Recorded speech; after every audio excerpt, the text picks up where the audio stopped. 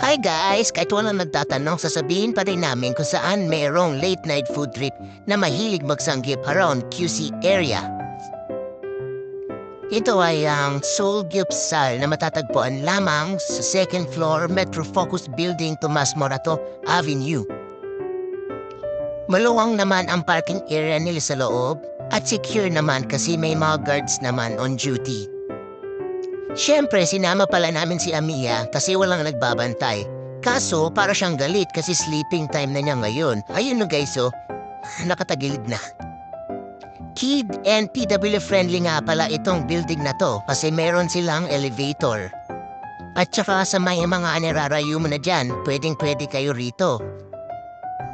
Siyempre, gutom na yung mga anaconda namin sa tiyan kaya need na namin magmadali.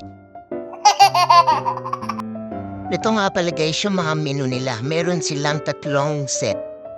Meron silang mga condiments. Herbu sangyup, spicy sangyupsal, yangnom sangyupsal, wu sangyup, beef bulgogi, lettuce, kimchi fried rice, steam fried rice. Ay, nakakapagod guys, kaya magsusubuan muna kami ng misis ko. Ayan guys, ang sarap talaga, ang sarap talaga ng misis ko. Aoshi! Ebi tempura, smoked duck, spicy duck, salted egg tonkatsu, classic tonkatsu, cheesy scallops, steam egg na masarap, California maki, japchae. Nakakapagod mag-vlog guys, kaya kakain muna ako ng tempura, no? Sarap kaso matigas. Spicy tonkatsu, tuna sashimi. Subukan nyo to guys, lagyan nyo ng cheese yung steam egg nyo. So magiging cheesy steam egg na siya. Oh shit! Siyempre hindi papatalo yung baby namin. May dala siyang food. Steam rice with carrot puree, with silymarin extract, and ginkgo biloba diba? Sarap. Oh shit! Add absolute water, galing Manila Water. Luto time na muna. Siyempre, pa-demure ang lagay. Kunwari, nakakaangat sa buhay at hindi mukhang masiba, diba? Hey no, konti-konti lang muna guys. Huwag natin damihan para sosyal-sosyalan. Kasi kami guys, pag nagluluto kami, to-order kami ng iba't ibang flavor, pero sabay-sabay namin siyang lulutuin, diba? Ewan ko kung anong sense nun, pero masarap naman siya guys. Lalo na paghahaluan mo ng cheese. Ang tagal maluto guys, kaya kakainin ko muna tong japchae. Di ko talaga trip yung lasa, may something talaga. Yung misis ko naman nasarapan talaga sa steam egg. Ang kilig niya talaga sa egg.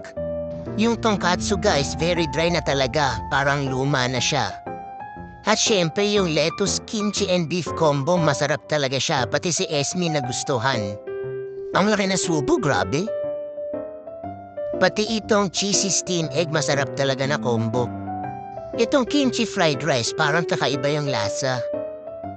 Pero yung classic tonkatsu, dry pa rin talaga. Muntik masira ang ngipin ko. Tingnan nyo guys, kaya babanlawan ko na lang ng rice. Para may masmasa naman ako ng very light. Kunwari guys, nagluluto talaga, hindi yung kain-kain lang. Huwag nyo na lang pansinin yung lutuan namin na kulay itim. Ganyan talaga yan, masarap yan. Yung scallop guys, feeling ko goma na to. Maganda naman yung ambience guys sa loob. Sobrang lamig ng aircon. Malinis naman siya. Tsaka mababait naman yung staff. Lagi kaming ina-assist. Yung aircon may kape sa loob. Round 2 na to guys. Parang puputok na tiyan namin dito sa Kapusugan. Pero lalaban pa rin kami para sulitin yung binayad namin. Siyempre. Oh shit!